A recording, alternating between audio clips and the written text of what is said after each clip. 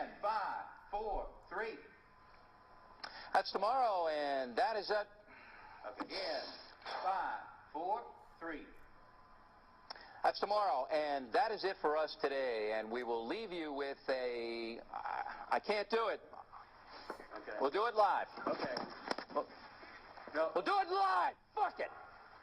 Do it live. I'll write it, and we'll do it live. Right. Fucking thing sucks. Hello, everybody. Hello. This is our 5th podcast episode, and it is January 27th, and we decided to open up with that. The great Bill O'Reilly. Fuck yeah. It's like your favorite person in the world. It's probably my second favorite person ever. Yeah. Ever. It's too bad that that was when he was with Inside Edition on like ABC or something. I don't remember him ever being on that, but I don't know when that's from. I mean, he looks like he had like color in his hair and shit. And he didn't right now he's like that Rancor like fucking neck flap. Yeah. You know? He's kind of. Well, now we just watched one with Family Guy that I never saw before. Yeah. I didn't really even think it was going to be a real spot on spoof, but it was. Oh yeah. No, pretty good. They've done it with a lot of other shit too. Yeah. Yeah. So, how was your week? It was all right. I mean, like I said, right now we're just kind of starting school. So, I mean, we started reading Walden, and if you don't know what that book is, by Henry David Thoreau. Henry David Thoreau, yeah. And I read that book already. I don't really remember a lot of it. The only thing I remember was reading a part about ants, and I just thought, this is fucking stupid. And then, of course, Mr. Murray, our teacher in that class, told us that didn't really happen. So I'm like, okay, I read something that was completely full of fucking shit, and I think my brain just knew it. And, yeah. Yeah, I gotta... But anyways, I don't know. The story is basically about a guy who, he wants to be like individualized. Self-reliance, Yeah. have self-discovery, and companion for oneself. Yeah, so he lives in like this little fucking house in like the middle of nowhere. And, yeah, he just, that's what he does. Yeah. I just feel like it's kind of bullshit, because I feel like, obviously at that time, you know, there's different hobbies and shit, but I feel like he was just, I don't know if you really agree with me on this or not, but in my opinion, I think he was just someone who was really kind of depressed, and he just didn't like the world how it was, so he was trying, in my opinion, I think he wasn't even looking for individuality or anything like that. He was just looking for, if he could live by himself. Like, there's this one movie, I know you don't watch it, but it's called There Will Be Blood, and there's a certain point in that movie where, Daniel Day-Lewis's character, he's talking to who he thinks is his brother, and he's like telling him, like, he's kind of like a sociopath almost. Like he tells him, I want to succeed in life, but I don't want anybody else to succeed. And he was very like prosperous There you go. in his own right. And I just feel like that's kind of how this guy is. Like he was just he doesn't want to be around people, you know? I mean, he was friends with Emerson, right? Well, the fucking Ralph Waldo Emerson. Yeah, right. Well, it's like you made a point. Like, is it like, does he just want to be by himself because he's like he doesn't like the world and he's depressed, or does he not want to be does he want to be by himself because if he sees other people succeed and himself not succeeding, that he's not going to be happy? No, I was kind of just comparing him to that character. I wasn't saying necessarily that. I'm just saying I feel like he had kind of like that, almost that ideology in his head. Like it was just kind of like, well, I don't know, just like what I remember when I read it. I just remember thinking this guy is just probably depressed. That's what I thought. And then he does that kind of like, he does a protest at a certain point that gets him in jail for like a night, right? Yeah. And I just think, I think when you're just kind of like, I feel like he was just kind of anti-human whatever, and I think that that was just kind of partially his way of trying to go against the grain and seeing if he could maybe get something more out of it, maybe get happiness out of going against like what humans would find to be normal. Because what did he do? He did some weird. Oh, he didn't pay his taxes. Oh, right? yeah, because he was against the war. Yeah, he was against the war. I mean, that's definitely one of the reasons. But I think that's well, that kind of goes against it then. Because if he's against war, then he's probably pro-life. Like not in that way, obviously, but you know, he's pro people, I guess, in that aspect. But I don't think I don't think that makes him not what I'm saying though, because like I like people, but I also kind of don't like people, you know. So I don't know. I'm against war, but it doesn't mean I'm like, hey, I'm gonna be friends with everybody. Yeah, okay. You know what I'm saying? Yeah. Yeah. That's really boring. That is really boring. I don't know why we started talking about Walden. Well, right you off the fucking bat. asked me about my week. I man. asked you Like, about your week. That doesn't mean let's talk about Walden. Yeah, and that was one of the things I started to do this week. You know, that was really it. I mean, the only other thing that I've been doing this week is I got back onto my exercise train. I was slacking for so long, and now I'm actually back and doing it. And I don't know. There's really nothing else going on. Oh, well, I told you earlier about how I found like my old scripts. Oh, yeah. Yeah, I'm really big on writing and all that shit, and I started writing or whatever. Like, basically, I'm shitty stuff, obviously, but like I started writing like probably in like 8th grade, because I think that's what I really was like digging into movies and like whatever, you know. 'Cause like for a while I was like, oh, this is a good movie, but I didn't like dig into like the meanings or what the director was or whatever the fuck. I didn't look into that, but then eventually at that point that kind of grasped like my interest. And I wrote on this like shitty like little black laptop, and I thought I thought it was on the fucking hard drive of that computer, but it wasn't. I found a hard drive, or not a hard drive. I found a little flash drive under my fucking sick brother's bed. I don't know how I found it. It was just there. It was like it appeared. It like plopped out of something. But anyways, so it had a Z on it. And I looked at it, I'm like, man, I recognize that. Like, I know that's not my brother's. So I put it in my mom's computer, because I don't really have a computer. But I put it in my mom's computer, and I saw, like, I had these 3 scripts that I had written, and I kind of, like, remember them, too. Like, the first 2 were kind of shitty. They were, like, the same thing, almost. They were almost like a bunch of dudes were living in a house, and it's just, like, a very, like, a dumb comedy, I guess. But there was just certain things that, to me, didn't make any sense or whatever. But there was one in there, though, that I looked at that I actually really liked. And it was only, like, the others were, like 40, 50 pages. This one was, like, 60, like, maybe 70. And it was, I mean, obviously all the dialogue was fucking bad. But it was, the idea was better. I'm not, you know, I don't know if I'm going to rewrite it. I might want to, because, like, it's something that, like, I remember, like, being in that state of mind almost. Like, when I was writing it, like, kind of thinking it out. You know what I'm saying? Yeah. Because, like, that's like, probably the weird thing about scripts is, like, if you're going to write multiple and then you're kind of surrounded in one area. Like, we live in a place where, like, if I had to shoot something that was summer, we would have to do it in the summer. Right, yeah. Because then we get fucking shitty snowstorms here. Well, right now, there's no fucking snow. It just looks like shit out, basically. But, yeah. Anyways, I don't know. I might want to look into that or whatever. I just thought it was cool that I found that. Sounds great. Yeah. Your life is really boring. Yeah, thank you very much. Anyways, Yeah. how's your week? Well, my week just basically goes school, work, homework, eat, in between, sleep, and, you know, redo. Yeah. And gym in there, too, when I have time after school. And, yeah, I seem to get all that done pretty well, and you seem to have a hard time getting any of that done. Well, right now, like I said, the gym is fine. Like, I'm on my 2nd week of not skipping a day. That's good. We should also mention that this is the first time we're doing this while, like, school is actually really active. Oh, yeah. Like, last week, school was started, but like we said, I mean, you know. I was busy last Friday. Yeah, so we had to do it on a Saturday. Yeah, it was either we did it on a Thursday or we did it on a Saturday, and Saturday was just easier for the both of us. So, but today's like the first official like week where we are doing this. Yeah, and people are walking by. Thankfully, I haven't seen anybody I know. Yeah, we haven't seen one person. Yeah, there was a possible psychopath walking up and down the hallway. Yeah, he walked by the room, and then we stopped paying attention, and what likely happened is he walked the other way past the room again. We didn't see but him.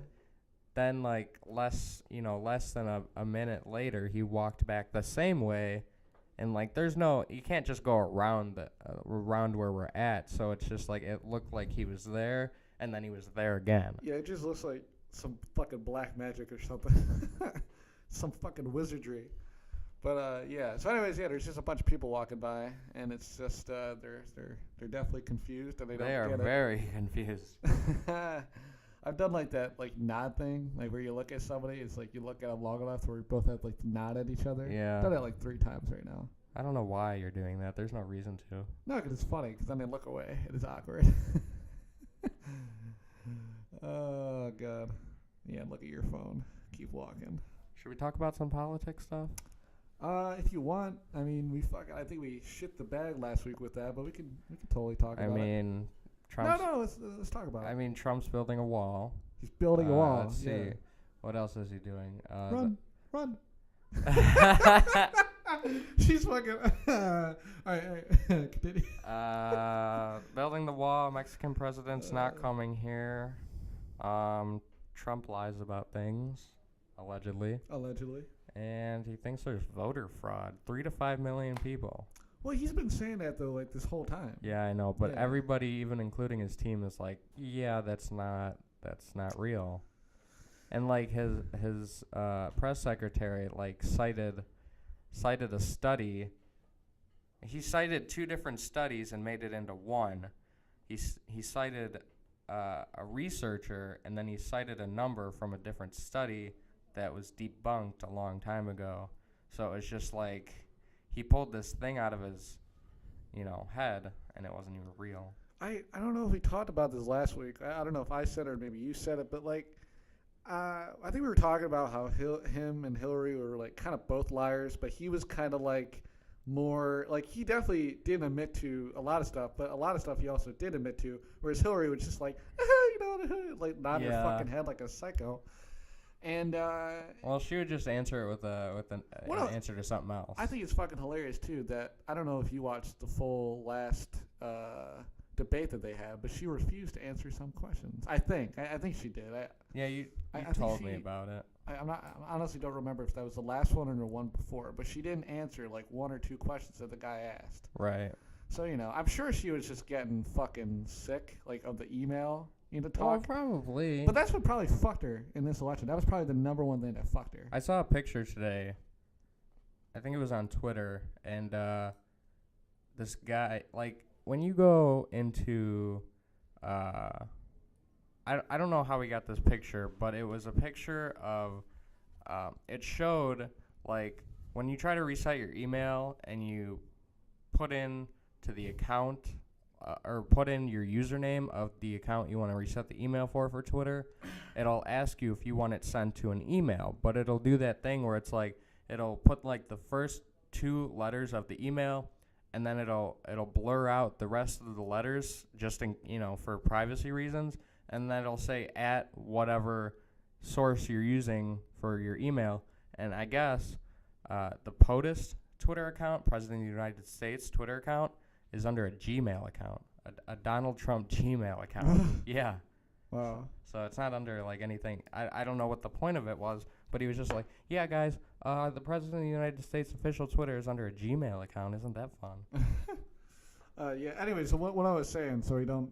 I'm trying the problem I have, and I think we both have, is like we'll be talking about one thing and it will branch to another thing, and it'll never get talked about again. Well, that's okay sometimes. Yeah, but what I was saying is that you were saying that Trump, just says a bunch of shit, and what I was gonna say is like he's been doing that since like he was running, and it's just like I feel like a lot of things he doesn't even know he's lying about. I feel like because I do that too, where like I'll totally think about something. I'm like, I feel like if I say this, it's I don't know if this is true or not, but it's definitely probably true. Right. Like I've totally like said stuff like that, and sometimes like I'm totally fucking right. Like I made my ideology, and it's like, oh shit, I was right. Yeah. But sometimes it's fucking way off, and like you said, it was whatever he was talking about was debunked. It's just I feel like he's just gonna keep doing that, and I don't think it's gonna be a surprise if he keeps getting like fucked with that, because, like I said, he's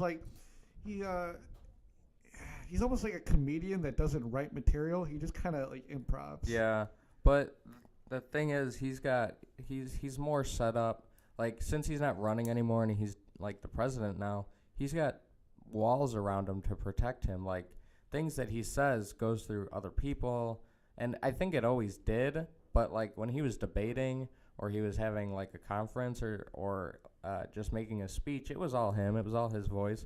But now he's got a press secretary, and he's got his chief of staff, and he's got all these people to talk for him, and he's got these people to consult him before. Like, if he's got an idea that he wants to get out there, he has to basically throw it to people, and people will be like, well, you know, maybe this is not the best idea. But I also read that people are so scared to confront him about some things that he really believes in that they have to, like, wait until it's, like, one-on-one time between him and, like, the person who's concerned. Yeah. They can't do it in front of, like, the staff, because then he'll just, you know, he'll have that power, and he'll be PO'd that you called him out in front of everybody else.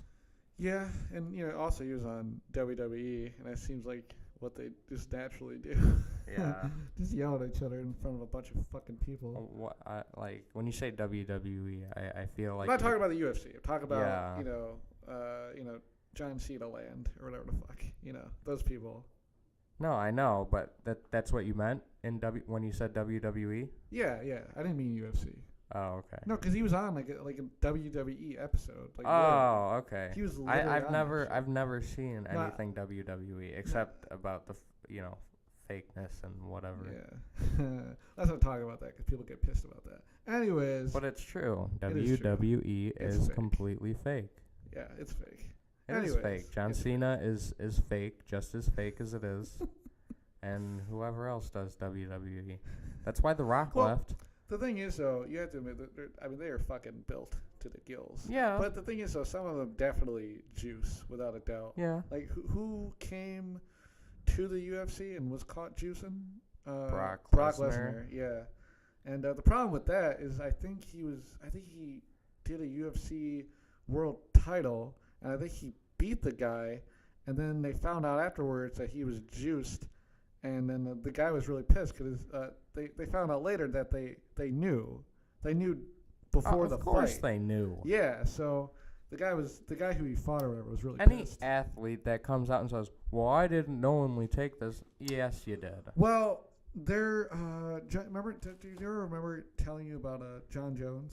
No. John Jones is, I think he's a heavyweight, and he is a bad motherfucker. I mean, he's a kick-ass dude, and he's very, he's a very showboaty kind of guy, but he's really cool, and basically, he got into this, it was almost like, I think I've told you this, but, like, when, like, life gets shitty, or, like, something happens in life that's shitty, a bunch of things happen that are shitty, you know, like, multiple. Yeah. And then That's how it feels. Yeah. And what happened to him is like he got caught with something that's an estrogen blocker. He got caught with estrogen blockers in his body, and apparently that's supposed to flush out your body after you do steroids, apparently. And so that happened, and I think they banned him for a year or something, or suspended him for a year. And then after that, he also got into a car accident with a pregnant lady, and he ran away. He ran away from the accident. So it was just, he went on a real low, and then now he's supposed to be coming back. And, what he said basically is he used, and it's funny because on Joe Rogan's podcast, his co-host or whatever predicted it. His co-host, Brian Redband, he uses these boner pills that you can get from a gas station, and they're made in like these Chinese, Japanese, really off-brand companies, and they just mix them with a bunch of chemicals, and sometimes shit that's not supposed to be in there is in there. Right. So what he claimed is that he took one of those pills, and then eventually John Jones went on Joe Rogan's podcast, and he said that's basically what it was. He took a boner pill, because he just what he wanted to do with his girl. He was explaining or whatever. And I'm not necessarily saying it was true, but they definitely, the stuff that he chose, that he brought out to the public, and they tested it, definitely, not all of them have estrogen blockers found in them, but they found some, and some of the quantities of them. So his story seems kind of likely, but it's just, you never know. You never know. Right. Because, he's a heavyweight, and it's just, if anybody's more likely to use steroids or something like that, probably one of those guys. But you never know. I mean, I don't know the guy obviously, and I like the UFC a lot, but sometimes I don't read into everything. So Right. I'm not 100% sure about all of it, but that's what he claimed. Well, it's also sucky for athletes because even like some of the regulars that just regular humans take on a daily basis, it's like they can't even take those. Like even some painkillers are not allowed because there's some parts of it that show up on these drug tests as a positive, and they'll get banned, and that does suck. Yeah, and that was a big controversy with the Pacquiao fight with Mayweather because there was something wrong with his shoulder, and I think he wanted to just take something to make the pain go away a little bit, and they wouldn't let him. Right. Yeah, but didn't he take it anyways? I don't know. I thought he took it anyways. I don't think he did. Pretty sure he did. I'm not 100% sure about that. If you want to look that up, yeah, but I don't think he did. But yeah, did we talk about the whole Mayweather and no. What was his name? Conor McGregor. We didn't talk about that. No. Well, I mean, I'm sure a lot of people probably know about it, but basically, I don't know if it was Conor who challenged him or if it was Mayweather. But basically, the UFC want Conor McGregor and Floyd Mayweather to fight, and Dana offered Floyd Mayweather around $20 million, and Floyd Mayweather said, "Fuck you, you're a joke. I want $100 million, period." And to me, that makes sense. I mean, a lot of people were saying he's hot-headed about it or whatever, but he's fucking 50 years old, and Conor, I don't even think he's 30 yet. I think he's like 27, 28, somewhere around there. And it's just like, I get it. Like, I fucking get it. But, and also, I think, I don't know if Floyd is, like, if he's fucking maybe even a little afraid of him, but, like, I don't know if they're doing a UFC match or a box match. Like, I'm really not sure. But, either way, whether Conor's on his, boxing game or his kicking game or whatever, he's very quick, and he likes to invade people's space, like when they're trying to be defensive. Like if you watch like the Nate Diaz fights and all that shit, whenever Nate was kind of being defensive, he would kind of go in there. But that was a problem too, though, because that kind of had him like gas out. Right. Yeah. Because when someone's taking a break, maybe you should take a break too, and he wasn't really doing that. Well, but why? Again, why should you? That's just like if you want to like you said, sir, like you kind of believe in the survival of the fittest. Yeah. So why should he take a break when he sees this ultimate opportunity to take a win? Well, because then it would say it's like a 5-round fight or maybe a 3-round or whatever. Like the problem with that, if he gasses out and the opponent isn't gassed out, eventually your opponent's gonna overcome you. I guess, but that's you can't just. If you have an opportunity to win the round, take your win. Oh yeah. And then that's one less, I'm not saying you shouldn't. I mean, I'm not a fighter, Tyler. I know, but it's simple strategy. Yeah, but what I'm saying is you should definitely take risk. I mean, that's definitely probably how Nate won that first fight. I mean, he went all in there, and he noticed he actually fucking hurt Conor, and then he got him in that headlock or whatever, and then that was game. But I don't know. I just think that he. I mean, although right now Conor is probably one of the best fighters, but there are other people. Like that's the problem is that him and Ronda Rousey, they were like the two that got really big, and then nobody really cares about anybody else. And I think Conor McGregor kind of made Nate Diaz almost kind of made him famous. Because the Diaz brothers, both of them, him and Nick, they're both great. But they, it's not like they really had a name. I mean, I'm sure you never even heard of Nate Diaz or any of the Diaz brothers until that fight, right? Yeah, and I'm sure that was a lot of people. And right now, the UFC, I mean, it's taking new management and all this shit. But it was in its prime like a few years ago, and it's starting to pick up. But now it's like a lot of people are starting to think it's going to decline with the ratings because they're going to start losing these power all-star, not necessarily like people that are really good, but people who the media really love. Because honestly, it's not really about how great the fighter is. It's if he wins a lot, if he or she wins a lot, and if they have if they're able to be a big public figure. And they're not really sure with these new owners, if it's gonna keep going this way. I mean, like I said, Connor. I don't think I said this, but Connor right now he has a kid, so he's kind of taking an absence. So I mean, right now, Ronda's basically done unless she wants to keep going, and I want her to keep going. I don't think she should quit after fucking losing just a second time. Like, what the fuck?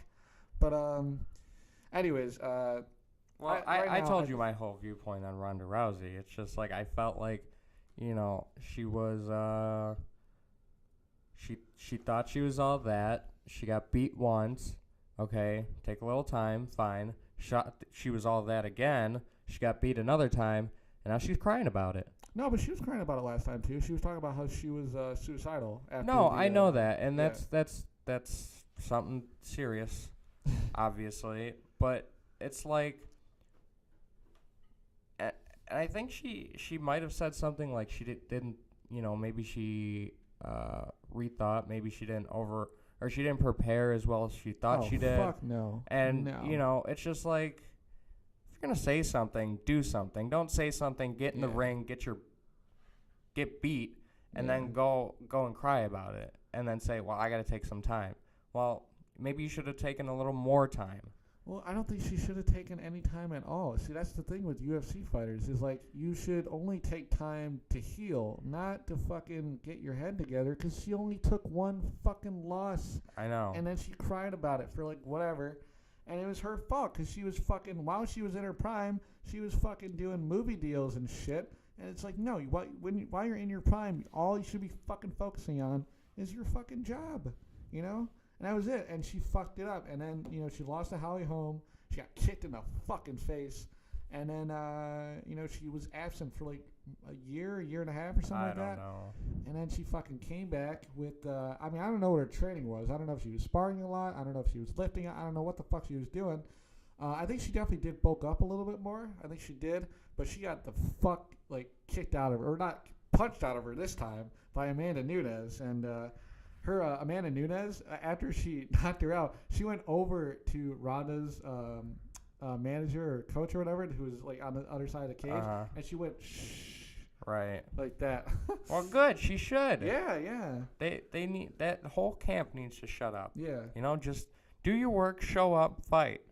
Don't do your work, talk, and then fight a little. Yeah. It's like, that's bullcrap. And it's good for someone like Amanda to fucking be an all-star like that. So hopefully it'll get her a little bit of fame, because right now the only thing she's really known for, she's got a good technique, but also one of the big things about her, I think she's the first UFC fighter to come out as a homosexual. Oh, really? I didn't even know that. I know she is, but I don't know if she's the only one. Oh, okay. But definitely the female division. Yeah. But yeah. I think we can stop talking about that. That's enough. Yeah, that's enough about that. We watched that Hot Ones video of Joey Diaz yesterday. Joey Diaz, that was funny, and it could have been just because I was so overtired. But when I was watching it, I was dying, just dying. Like, it was mostly towards the end, of course, but I couldn't stop laughing. Yeah, no. But I think that's I was seeing if there were any other Hot Ones videos that I could watch. Oh well, I told you they have that Cubs guy. Yeah, he but was the second episode. I know, but I don't think that'd be as funny. No, the funny ones are all with the comedians. I think a good one is. Oh, by the way, for you who don't know, Hot Ones is basically, it's a show on YouTube. I think it's only on YouTube, and basically they take a guest, usually a celebrity guest or whatever, and they go through 10 wings, and they get hotter and hotter and hotter and hotter as they go. And each wing, they try to ask them a different question, or they do little things or whatever. But yeah, and it's really cool because they do multiple kinds of people. They've done rappers, they've done comedians, they've done movie stars or whatever, singers, and all that shit.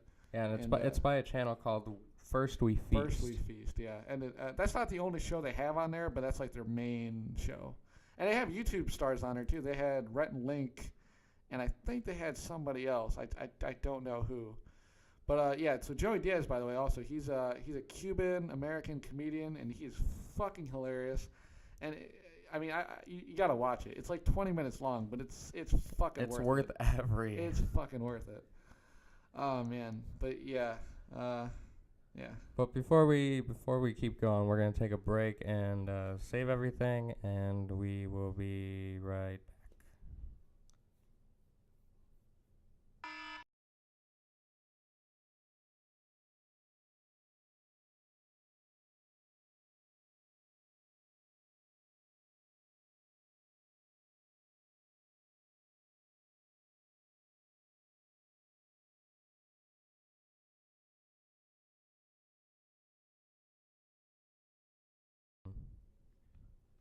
Christie. Oh, he gets on my last fucking nerve. You know, he's just a waste of fucking life. Fuck him.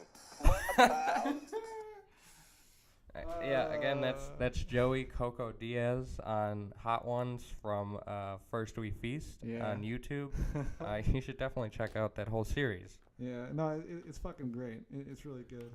I learned you really like Joey Diaz, but I really learned a lot about him from that, and he seems like this really like he's really upfront and he says a lot of things, but he seems really down to earth. Oh no, he is definitely.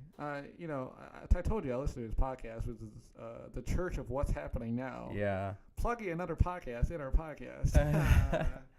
But like those are probably the best type of people. The people who can very confrontal, very upfront, not like vicious and aggressive upfront, but just like they'll tell you how it is. They'll say whatever, but they're very down to earth people. Well, yeah. Like those people just don't exist very much. Yeah, but you know he was a completely different person. He grew up in North Bergen, New Jersey, which he starts every fucking conversation like that.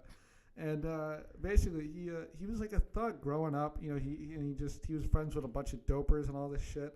And I think towards the mid '80s, he moves to Boulder, which is in Colorado, and he was becoming a thug out there. And then I think he comes back to New Jersey, and I don't remember if he gets arrested out in New Jersey or arrested out in Boulder, but it's one of the places.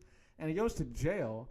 And while he's in jail, that's actually when he develops his comedy career. Yeah, he was talking about that. Yeah, like and it's really weird because he would talk about how like the mess hall or whatever, like the food was like really shitty. So like whenever people like go to the mess hall or whatever, he'd be like, "Don't do it," or something like that.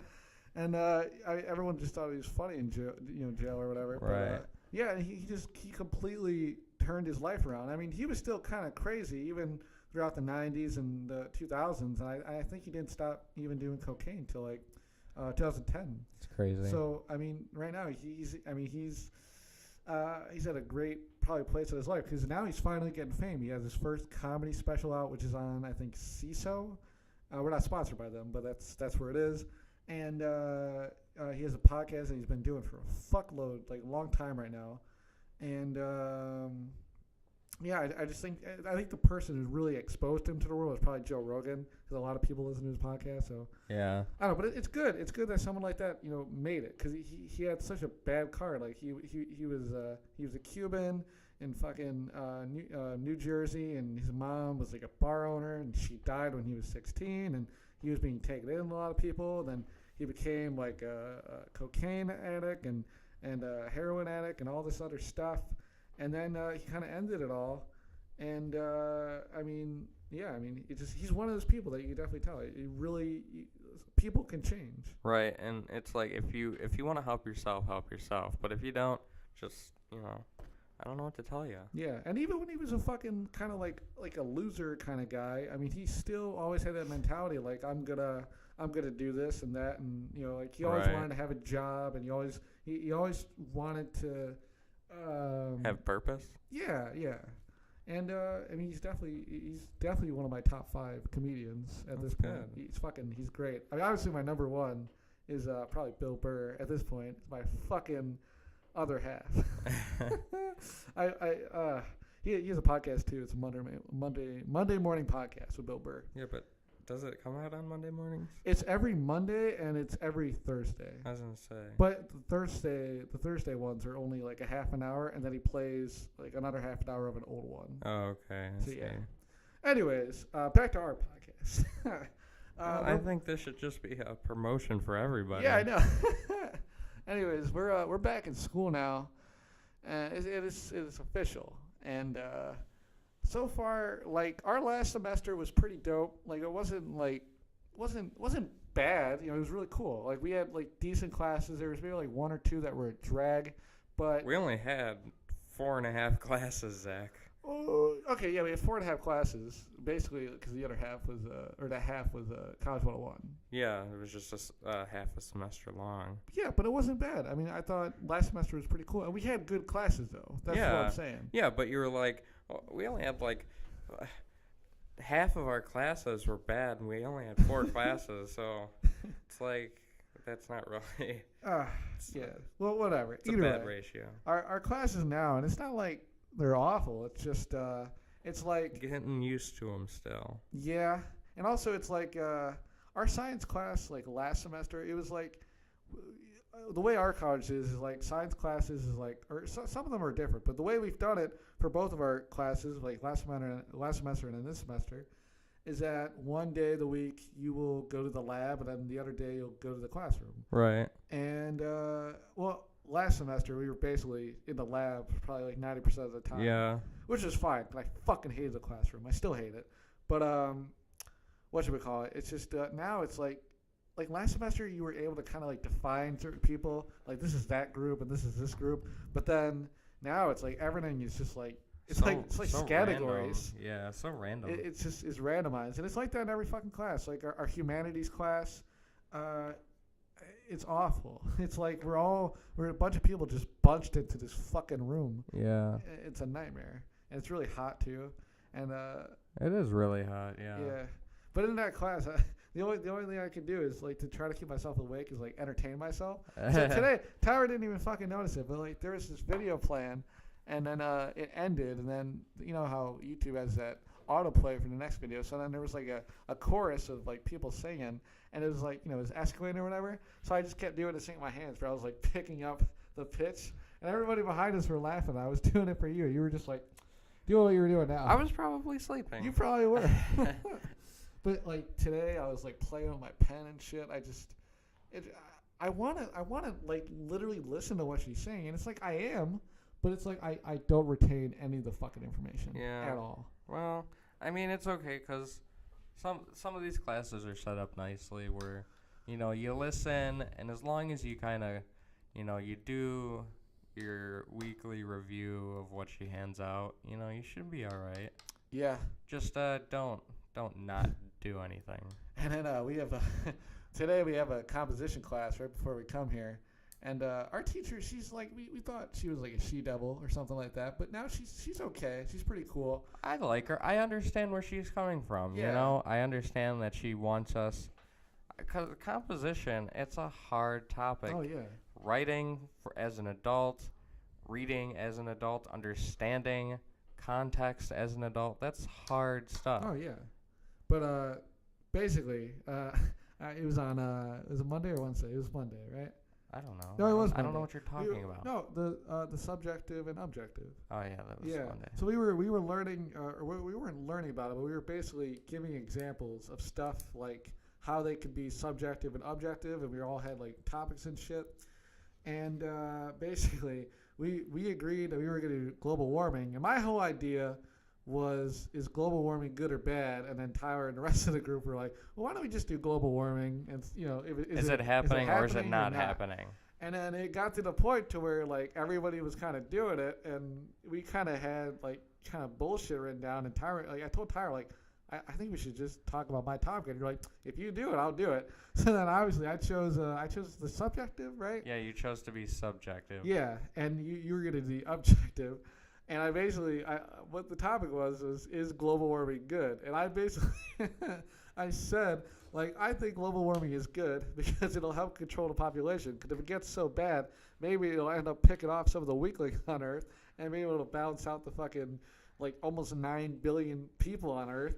And I was saying other shit too. And she was supposed to ask someone else for the objective, and she completely skipped over Tyler. Yeah, she's just like, okay, we're moving on, we're done. Yeah, and then today we found out that she is totally like for sustainability in the world and all this. So she totally fucking hates me. No. She's totally. She's Like, all shit. for opinion. No, I was a little annoyed though that she wasn't like talking to me, because I'm the one who wrote, like, today we did like a branching thing because we were talking about Henry David Thoreau, and we were on our board, it said self-reliance or self-discovery. And one of the things I fucking wrote was fear. Well, And she kind of made it seem like it wasn't something that was part of self-discovery. But in my opinion, I think fear is one of the main things that keeps that's civilization. She wasn't separating fear from self-discovery. She was wondering what you meant by fear. I know, but she was acting like you're talking about you develop a fear of spiders, and you're like, like when you see them. But it's like, no, that's not what I was talking about. I was talking about how. Well, that's why she needs to know what you're talking about. Yeah, but she was like talking to the class, and I thought I wanted her to just be talking to me, but she called on this kid. What did he say? Is it college? He raised his hand and you didn't. Yeah, but I fucking wrote it. Should have been talking to me. Anyways. No, that was all your fault. You didn't speak up. Definitely though that. What was I saying? I think fear is probably the number one thing that's kept like civilization in line, and I think that's all based from people within self-discovery. Because like you look, like we're in a building right now. Like I think in general, like why were buildings made in the first, or why were houses made in the first place? Is to protect ourselves from what is on the outside, and that self-discovery of that thought has led to buildings and skyscrapers and all that shit, and has led to build civilization. Yeah. And in my opinion, that comes from fear. And I think there's multiple things that come from fear.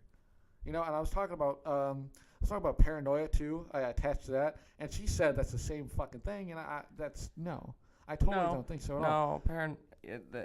I know where she got I know where she got that idea, but I'm almost looking at it as like she meant like, going back to the idea of she wants you to be more specific. Well, when you branch paranoia off of fear, you're basically taking like you're making very little effort to be specific. Yeah. That's not really But what the fuck did she write? 58. Yeah, but that was the start. That wasn't like it wasn't, branch off of 58. The first ones that you develop, okay, sure, those don't really have to be specific, but then branch off of the unspecific ones and start being specific, like 58. Okay, becoming older and having to, find new ways of living, When you get older, you may get arthritis, or you may need a knee replacement. Don't you think, though, that should be the other way around? Don't you think that aging should be the first one, and then branched off of that, there should be age and then arthritis and all that? Because I think that would be the other way around. I don't think you should say an age, because not everybody has those problems at 58. No, but I see okay, it's a really stupid conversation because it doesn't matter. No, it doesn't. And all you're going to do is piss me off, because it's like you understand what I'm saying, but you're just choosing to fight it. Yeah, just but like you that's do the whole everything point. else. That's the whole point. No, you choose to fight everything. And it's like, you understand what's going on, so stop fighting it. But am I fighting it, though? Yes, you are. But how? You're like, oh, well, shouldn't it be the other way around? Because it's like, not everybody's going to have those problems at 58. I get it, though. I'm just saying what but makes sense. In the end, it doesn't matter if everybody in the world has the same problems at 58. But not everything has to matter. She was the only one in the room that was 58. So it doesn't matter. Yeah. Well, she thought half of us were like 20 or 21. Well, that's true, but, maybe she deals with more classes that are 20, 21. Yeah, but at Moraine? It's a 2-year college, and it's a community college, so yeah. Oh, well, yeah, I guess 20. Okay, yeah, never mind. I'm pretty sure that the girl that woman in our psych class is in her 30s. What? Our psychology class, the one in the back. I don't know. Last row. No, I don't know. She was talking about her kids. I really don't know. Oh my god. I can't. I literally. You're gonna have to point it out, because I really don't know what you're talking about. I really don't know who. I think you are a waste of life. Like sometimes I didn't fucking notice. What do you want from me? I'm sorry that I don't pay attention to every little bee that's in her fucking class. She was talking like the whole, almost like, she was giving out the most examples last class. She was, when we were going over the names, and she was like, "Oh, me and my husband had to do that." Yeah, okay, now I know what you're talking about. Okay. No, I was thinking about our science class. Psych. science. Yeah, no, I know, but that's they're still kind of the same concept though. They're still involving some sort of science. That's why I got it mixed up. I'm sorry. I can't. Sometimes I can't deal with you. Like I feel like I'm living. I feel like I'm living your life, and I feel like I'm living my life. I feel like the big problem is that me and you see each other pretty much every day, and I feel like that almost taints a relationship a little bit. You know what I'm saying? I feel like when there's distance between people, and I feel like if you cherish times more. I was thinking about this when we were at the mall. Because, like, basically me, Tyler, and our friend Tom, we usually just hang out, like, every, like, a week, at least, like, once or whatever. We usually just go out to eat, and then that's it. And hang out a little bit.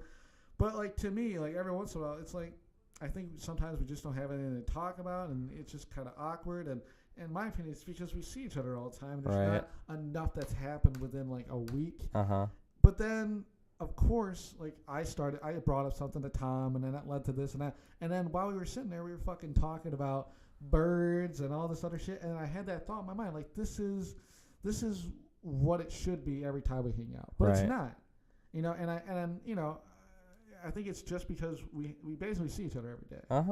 Yeah, and it's what it is. But some days we're fine, you know. Yeah, it's just every day is not going to be a fun day, because either maybe you're not in a good mood and I'm in a good mood, or maybe you're in a good mood and I'm not really in a good mood, or we're both in a shitty mood. You know. But you know, it is what it is. And, I mean, me and you have never had, like, a horrible fight. I don't think we've ever. No. I think there was one time when you wanted to just leave the gym because you had enough of my nonsense. But other than that, I don't think we've ever had anything that was awful. It was, like, a bad fight. No. No, because most of my friends back in the day, it was definitely, like, a lot of bitching at each other. Definitely a lot of bitching, and definitely a lot of, like, not talking for, like, weeks, and then eventually one of us would be like, I'm sorry. You know, no, because me and you, we think the same about a lot of things. There's a lot of things that we disagree about, but, I mean, we can kind of clash at each other without getting mad at each other. Yeah, but sometimes, though, we could both probably get mad at each other about some shit because even though we're probably really close friends or whatever, me and you are like fucking like mirror opposites. Yeah. Like, I'm Mr. Musician, movies, and lack of life and potential. Definitely. And then you're like Mr. Sports, and it's like Mr. Sports, and Mr. you're anti-music, and you're anti. But what, you're not. I'm not anti-music. I just don't listen to it. I don't know a lot about it. I don't listen to it. It doesn't really, you know. I listen to sports radio more than I listen to music. Do you listen to music at all, though? Like, yeah. Like, well, what kind of music do you listen to? You know, I could listen to country. I can listen to, like, modern stuff. I can't listen to old stuff. Screw that stuff. That stuff needs to die. I'd rather see the Earth's population double within one day than to hear that music ever again. Yeah, but the thing is, you don't like it. But you have to admit, though, is that compared to what today has to offer, that's better. Well, you're just talking about rap, generally. No, I'm not talking about rap. I'm talking about rap and pop and you know, all this. No, there's some modern stuff that I'd rather listen to over all of that. I'm not saying, because, like, I know you don't like it, and it's like what I'm trying to say is like almost looking at what do you call it when, like, you like something but you're looking at it in, like, a critical way, critical thinking, I guess. Because, like, the problem I have with music today, and one of my big problems, is that, like, rap, the thing I don't like about it is that ever since, like, hip-hop, it's always been like they've never really made their own music. It's like they take other people's music, and then that's the background. Well, and then they talk over it's it. less influential today. Yeah, and today it seems like everybody wants to be a rapper. Right. It seems like that's, like, the big thing, because rap is the new rock and roll today. That's what it is. And you know, the old style of music, it was all influential to one another, and it was all they were all kind of connected in the way they did things, but it was also kind of new. And we talked about this. Yeah. You know, we talked about the open field of play for musicians and bands, you know, back then, and now there's so many of them today that want to do it. It's like there's no room, and that's why people just don't get they aren't found as easily today. I think it's also the problem that everybody today, I think, is my main, like, I'm a guitarist. Like, I think I brought that up. my main influence. I don't like to. A lot of people today they like to favor bands, and then they'll go online and they'll either get tabs or they'll watch somebody and learn how to play. Every lick that this person has played and every guitar solo. And then what happens? They sound like that person, and then they make a band, and it's like, oh, this already happened. You're repeating, and it's not as good as the old stuff. Right. And that's the problem. The thing is, my favorite sounding guitarist, and his playing ability is the guy from Led Zeppelin, Jimmy Page. He's my favorite guitarist out of anybody. But I refuse to learn all the songs. There's certain songs that I love by Led Zeppelin that I refuse to even learn. And it sucks because I could hear it. I'm like, I know what he's doing at this part, But I refuse to learn everything. You don't even want to hear yourself do it. No, because I don't want that to become a part of my playing. Because that's how a lot of players are today. They grasp, and I guess that's fine if you take something from another guitarist, because that's what those old guys did. They took what those old blues musicians did, and then they added their own thing to it. They mutated it. I'm fine if you do that. Someone one of my favorite modern day guitarists. I guess he's not really modern day because he's been around since the 90s. But it's Greg Koch. He is a fucking monster. But what he does is he takes a bunch of old people's licks and tricks. I mean, he knows a lot of shit. He knows from Chet Atkins country shit to rock and roll stuff. And he mixes it all together. And I think that's really cool because he mutates it in his own way. But then you have people who literally do the same fucking thing that happened 30 years ago. And then they have, on top of that, they have people singing with auto-tune. And it all just sounds the fucking same. Yeah. So that's my big problem. To me, it all just sounds the same. And it just seems like most of these bands don't have anything new to offer. But isn't that how development goes? You do things that other people have done. Yeah, and I'm saying, like I said, if they can mutate it, most bands aren't mutating it. They're just taking what already happened and then just kind of abusing it. Yeah. And I'm not, Tom likes Zach Brown Band, but if you listen to their music, it's okay, well, you're doing a riff or a rhythm that was in a million different songs, and to me, they're not any different. Well, and they're one of the people who made it on the rock side, whereas a lot of people aren't today. Right, but isn't that just a lack of what's left? I mean, is there too much left, or is there at all anything left? I was going to get to that, and I think there's a guitarist named Derek Trucks, and he's actually the nephew of what's his name? Oh, the Allman Brothers drummer who just died. Something Trucks. I don't know what his name is. Oh man, I'm gonna kill myself. I don't know this. That's very, very. Anyways, Derek Trucks, he's a slide guitarist. He's a slide or whatever, and he's influenced by that old blues music, and he was around all that stuff since his dad was brother or cousin to the guy who was the drummer for Allman Brothers. So he was all around that stuff, but he's also influenced by Indian music, and that transfers into his weird kind of playing style. He doesn't really sound like any other slide player. And that's a big problem with slide players too, is that they don't really have a lot to, if they hear a famous slide player or something like that, they'll kind of take all their techniques and then they sound like them. Because there's really not a lot you can do with the slide. I mean, there's a lot of different things you can do, but a lot of them like to go to a certain tuning that they're, that people that they liked used, and then they just do that all the time. Whereas Derek, he likes to play in standard tuning or whatever, and he likes to just do all this weird stuff to where it sounds like a sitar, and it's really cool. And it's just, I know with that there's totally, I think people just need to branch out more. Yeah. Which is what I try to do. I mean, I try to branch out farther away from Led Zeppelin and Rolling Stones and the Beatles. I mean, those are my favorite fucking bands. But there's more out there, and it's just, you got to try to find it. And if that can influence you opposed to that, then you have something else that ends up what other people don't have because they didn't hear what you heard.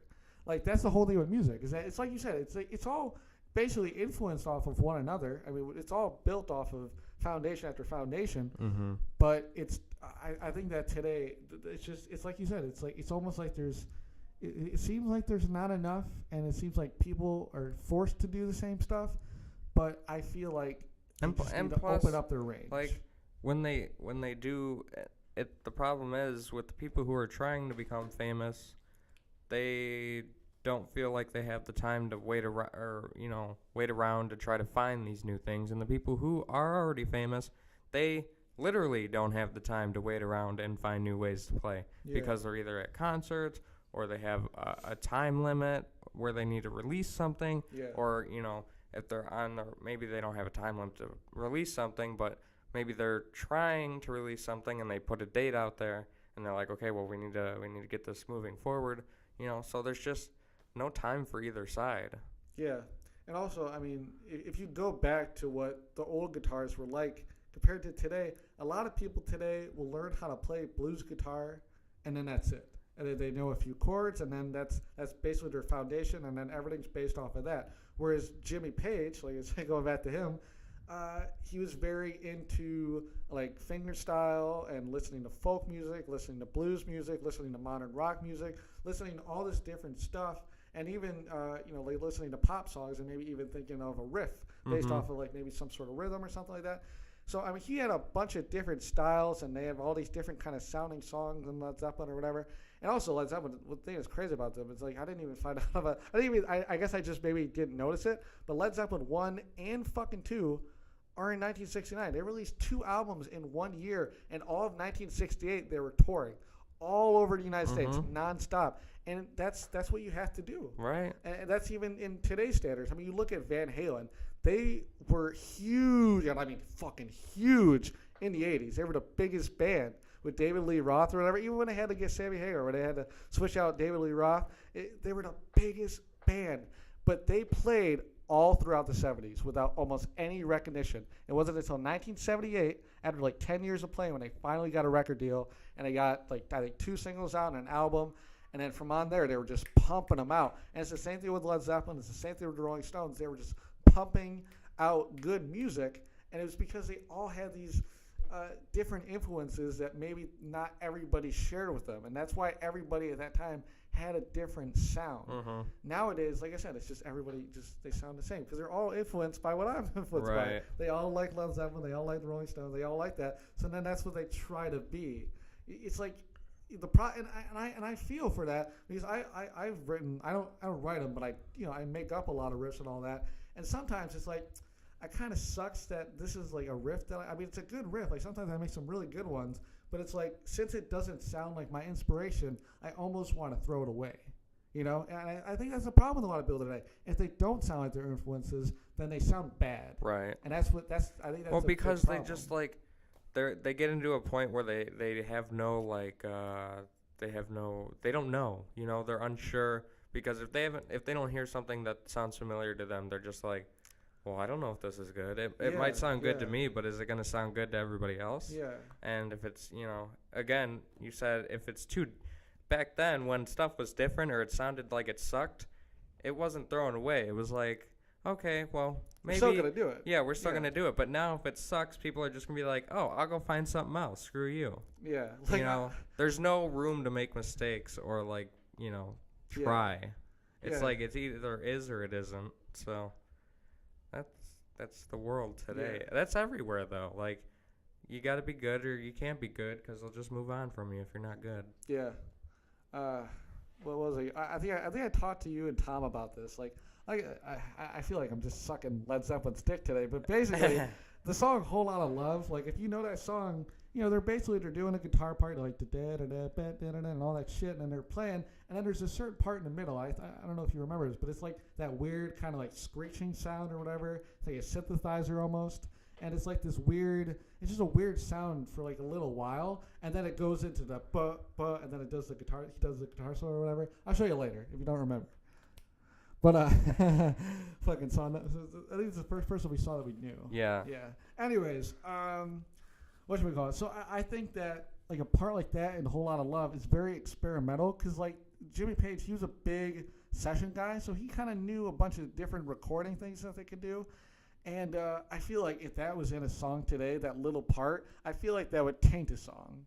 Because like even me, I love that fucking song, but if I hear that part, sometimes I want to skip past it, just a little bit, because it's like I've heard it enough times. It's like the first time you hear it, it's like, oh wow, this is cool, but then it's like after a while, it's like, oh okay, I've had enough. Quit it now. Yeah, stop doing it. It's like the Beatles. They have this album Revolver, and I think it's 2 songs where they have notes playing, but they have them playing backwards, so it sounds really weird.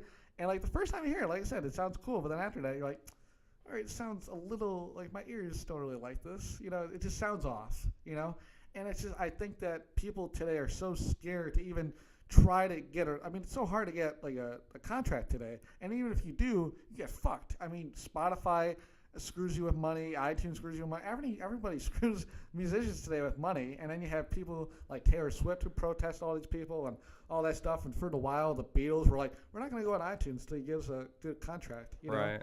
So it's like, I think people are just really scared to try anything different because then they think they probably won't get signed.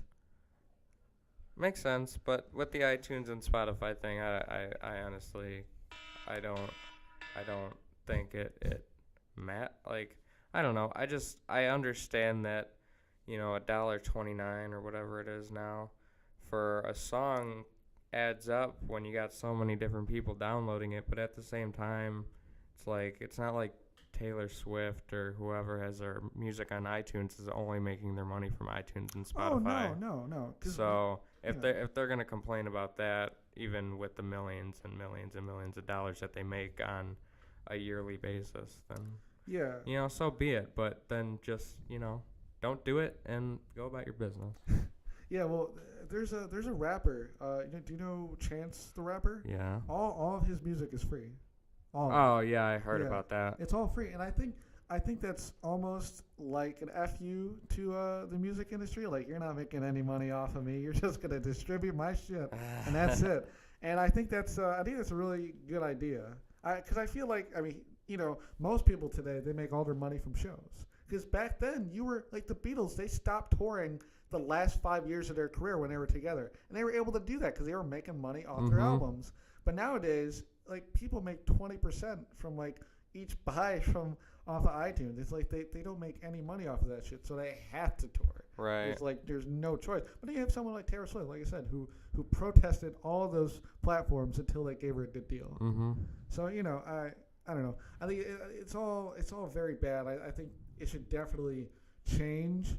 But I feel bad too because I totally listen to most of my music on YouTube, without a doubt, without a doubt. But yeah, I don't know. I feel bad about it. I think it's just it's like these people who are like not talentless, but you know they're just people who own a company are taking people who spend hours of their life to learn how to sing and play an instrument or whatever, and then they basically narrow it down to you're gonna make like $20 off of like 1 million sales on this one record, and it's like really? I don't think like, that's what it comes down to. I know, but I'm just saying it's almost like they don't even care. They just want you to make them money. It's called capitalism. Yeah, and without a doubt. And it's been like that for a while because also back in the 50s and the 60s, I guess a little bit, you had the mob who's also controlling a lot of the pop music that was coming out. So they were making money off of that. But then that ended. Obviously, that ended probably in like the 70s or whatever. But yeah, I don't know. I feel like the music industry should take a change eventually. But I think the only way that can happen is if more people do what Taylor Swift was doing, but then they kind of they would rally for that. I think you would have to do something. Right. You can't just say, oh, there needs to be a change. People who are famous that are in that, people who are like singers and stuff like that or whatever, they would need to stand up. But there would have to be multiple of them, you know? And I think that would be the only way that can happen. Well, that's America 2017. We say things that we don't do. Oh, yeah, definitely. I think that's been America for a while. Well, we're in 2017 now, so got to stay relevant. But I think that's it for today. I let Zach talk way too much about music. That was basically the whole second half. Yeah, you can't. Don't be surprised if there's no podcast and I just go home and delete this whole thing because I let Zach get out of control. That was terrifying. Terrifying. I probably said no more than 10 words that whole second half. And not because I didn't want to, but because Zach just doesn't shut up. I'm sorry, like this is a topic. Like if you talk to me about music or fucking anything like with history or something like that, I just go off. All right, so this is the Zach podcast. Yeah. But yeah, we'll be back next Friday. Yeah, all right. See you guys. Bye.